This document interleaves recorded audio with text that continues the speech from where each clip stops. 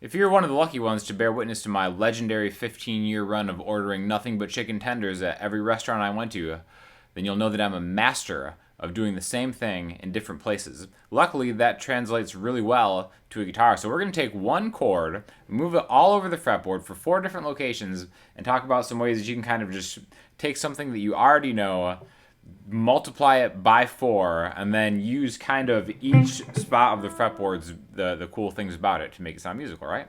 So basically, the main thing we're going to do is going to sound like this. And that's going to allow us to open up this.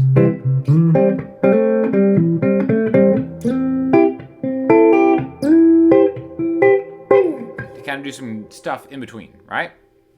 Is this going to be a C major chord? We're going to learn a couple voicings, but they're not C major chord voicings. They're just different voicings of the same thing. And being able to connect them really just kind of like expands your knowledge on one thing. I'm rocking out this Donner guitar. I wanted to make a point to use this because the last few videos I used some pretty high-end guitars. This one's like $100, just over $100 when it's in stock. Usually they sell out. I didn't do anything to this. It sounds fine just the way it came, right? So, C major, right here. Ring finger, 3rd fret on the A string. There's my root note. That's going to be really important where your root note is because that's going to allow us to make this movable. Even though this is a open chord shape where my middle finger is on the 2nd fret of the D string, open G, pointer finger, 1 on the B string, right? So all that is, it's a root note, another note, an E, a major 3rd away, and another note, a G, a 5th away. So even if that doesn't make a lot of sense to you right now, it's going to, because that interval, the space between those notes, is way more important than just knowing the notes to kind of make this chord, all right? So let's talk about a major 3rd. Like, what does that even really mean? On a guitar on 1 string, it means 4 frets, okay? 2 whole steps. The reason it's called a major 3rd because the 3rd note in the major scale, C, D, E.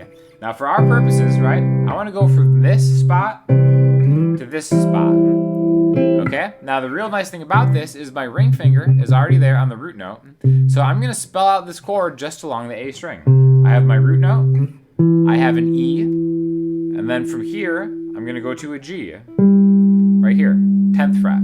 So 3, 7, 10, okay? That's the same as going here, here, here, but just all along one root or 1 string, okay? And the nice thing about that is it's going to get our hand in position to do different things and kind of navigate more easily, right? So the first thing I'm going to do is I'm kind of playing this finger style. I'm grabbing like the root note. I always kind of do that thing where I like hit the A string or the root note with my thumb, and then I use my fingers to kind of come in and play the rest of the chord. But you can play however you want, doesn't really matter. The important thing is we're taking my ring finger, I'm tracking it from the root note of the chord to the major 3rd of the chord. Then when we have this in line, your pointer finger is going to line up with the 5th fret, D, G, and B strings. Okay, so right there, that's a C major chord, right? Another voicing of it. Now when I have this as the lowest note, that's called an inversion, where the lowest note, the bass note of this chord is not the root note.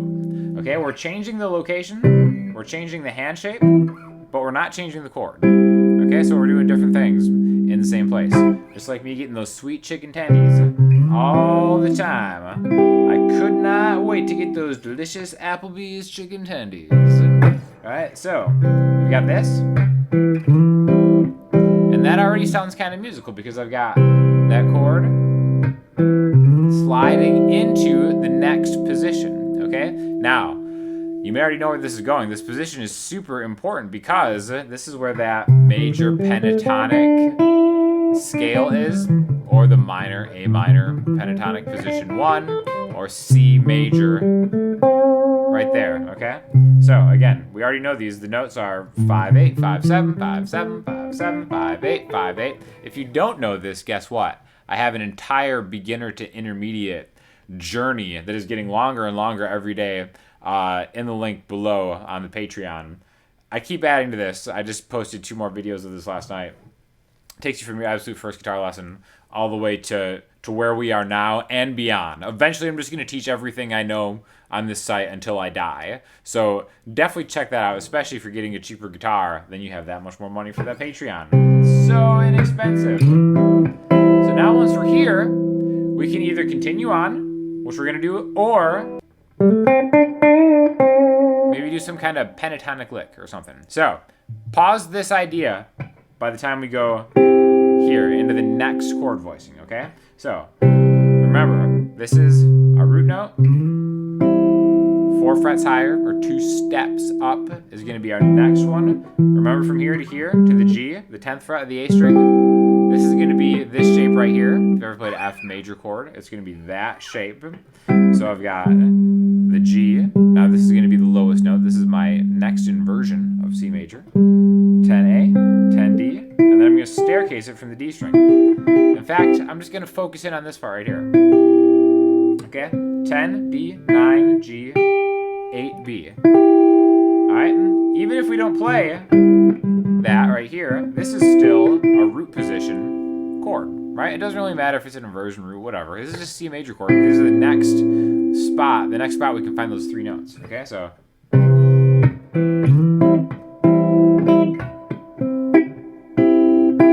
here, right? Remember, when we play it here with the 10th fret of the D string, that's a C. Remember when we went from a C to the next one, that was 2 steps higher, right? We do the same thing here. 2 steps higher, right here, and then this brings us to this voicing. My ring finger is on the 14th fret of the D string, my pointer finger is on the 12th fret of the G string, and my middle finger is on the 13th fret. Now this is really like a C major shape. This is the same shape that we did up here, albeit an octave higher. But it's cool because it's got a totally different vibe, a totally different sound, because we walked all the way up here and now we have our root note on top. The way that we're playing this. On top just means it's the highest note in the chord. 13th fret on the B string, that's another C. An octave higher than this. Okay, so we have the C major chord. The next one, slide into that next chord voicing. 2 steps up into the last one. Okay, so we're going to show how this is movable, but first I want to go back to the money spot right here. That C major pentatonic, A minor pentatonic, position 1, however you want to look at it. These notes that always sound good, and I can't help myself but double stop through them. Again, double stopping is where you take 2 of those notes and play them at the same time. I think really this position in any key is kind of like it's kind of like where you make your money, the money spot, kind of like Dame Time, right? If you're a Blazers fan. Everything just sounds so good through that shape, no matter how you kind of slice it up. You can do maybe just like little licks with just the 5th and 7th fret on the G and D string. Okay, like that one right there. Just got the G string, 7th fret, little bend, back to the D string, and then right there. So if we add that to the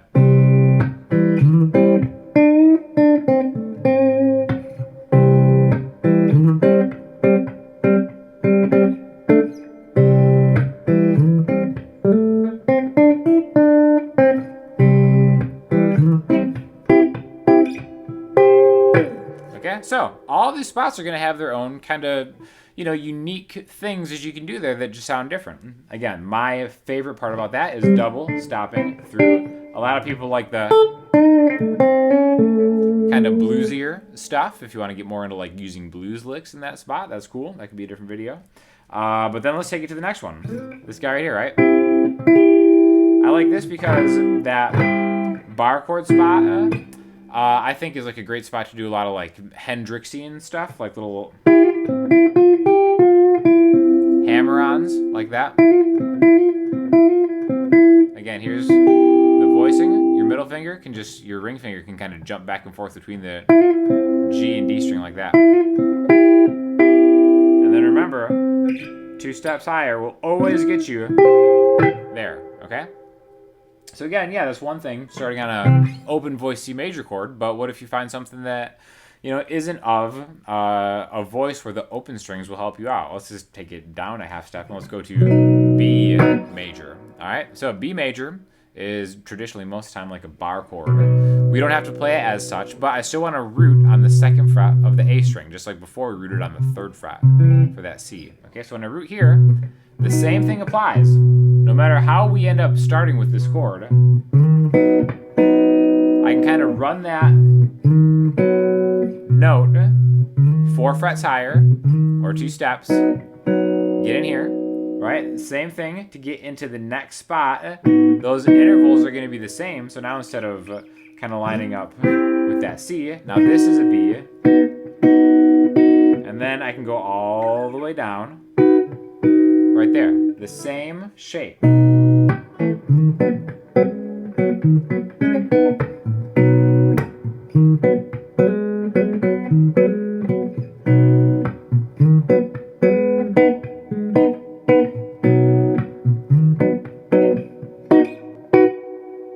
So basically, all this stuff is really movable. It all comes down to finding a root note on the A string for this example. And then whatever the next thing you're going to is going to be 4 frets higher, 2 steps higher into the next one. And then you can kind of take this, get the next interval, 3 frets, that minor third, to kind of find the next chord voicing, and then back from the root to the major third. Okay, so the way that I just broke down at the end was a lot of words. And usually the more words, the more confusing it is. So forget about those last 15 seconds of blabbering and just do the shapes, because it just is so satisfying taking one chord and being able to kind of like make your way all around the fretboard. And I just remember when I first started kind of like playing like that, the whole thing just really opened up. So anyways, definitely check out this guitar. I'll link it to you if you're interested, and the Patreon, because again, new stuff is going up there all the time, and I'm also accepting kind of like requests for stuff if you get through all the material that I have on there. Plus, I'm teaching my entire set list, so it doesn't matter what level you're at. You could be absolute beginner and then just work your way through the beginner to intermediate thing. You could be intermediate or maybe even like a little advanced and just learn all the songs that I've been playing and making a living doing. So definitely check all that stuff out. Let me know if you have any questions or comments in the comment section, Instagram, Twitter, or the website. I'll talk to you all soon. Thanks a lot.